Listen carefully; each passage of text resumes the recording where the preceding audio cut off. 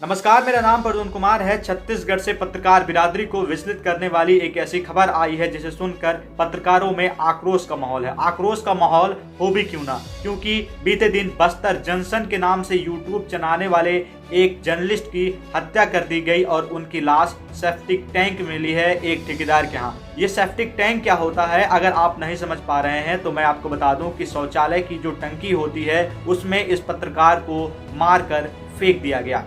बीते 2 दिनों से वो गायब थे और बीती रात ये खबर जब आई तो लोगों में आग की तरह फैल गई। ये खबर आने के बाद से पत्रकार बिरादरी अब इसकी निंदा भी करती हुई नजर आ रही है, क्योंकि हर रोज जब पत्रकार ग्राउंड पर उतरता है तो उसे धमकी भरे फोन कॉल्स आते रहते हैं, लेकिन फिर भी वो अपना काम करता है। क्या भारत में इस तरीके से सच को उजागर कर देने की सजा मौत होती है?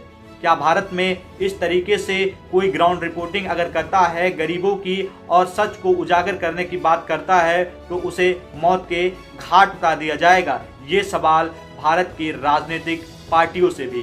क्या भारत में इस तरीके की स्वतंत्रता खत्म हो गई है कि किसी पत्रकार को मारकर सेप्टिक टैंक में डाल दिया जाए? सोर्सेस से निकलकर जो खबर आ रही है उसमें यह बताया जा रहा है कि सुरेश चंद्रकार नाम के एक ठेकेदार थे जिन्होंने रोड के कंस्ट्रक्शन का काम करवाया था और बीते दिन पत्रकार मुकेश चंद्रकार ने इसकी ग्राउंड रिपोर्टिंग की थी, जिसके बाद से उस ठेकेदार के खिलाफ जांच बैठने की बात की जा रही थी, जिसके बाद से पत्रकार को उसे ठेकेदार द्वारा अपने घर पे बुलाया गया और उसकी निर्मम हत्या कर दी गई। फिलहाल अभी जो पुलिस है वो कार्रवाई में जुट गई है और एक व्यक्ति को गिरफ्तार किया गया है। इस पे मुख्यमंत्री, छत्तीसगढ़ के मुख्यमंत्री की भी जो प्रतिक्रिया है वो भी आई है और इस पे कार्रवाई करने की बात वहां की पुलिस के द्वारा भी की जा रही है। लेकिन सवाल ये भी उठता है कि एक पत्रकार की ग्राउंड रिपोर्टिंग की वजह से इस तरीके से हत्या कर देना कहाँ तक भारत में सही है, और पत्रकारिता की स्वतंत्रता की, वाक की और बोलने की आज़ादी पर इतना बड़ा आघात आखिर क्यों?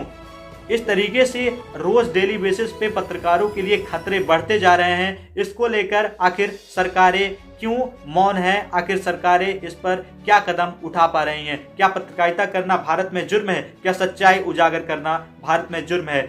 एक पत्रकार के बिरादरी के एक सच्चे व्यक्ति को, जो कि छत्तीसगढ़ में नक्सल प्रभावित क्षेत्रों में जाकर ग्राउंड की रिपोर्टिंग किया करता था, उसको हमने कुछ गुंडों की वजह से खो दिया।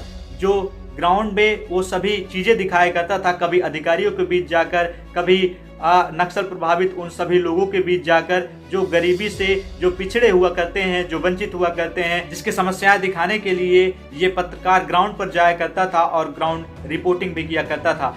वो फ्रीलांसर के तौर पे भी काम किया करता था, जिसकी निर्मम हत्या कर दी गई। फिलहाल इस पर आप क्या सोचते हैं? पत्रकारिता पर आपकी क्या राय है?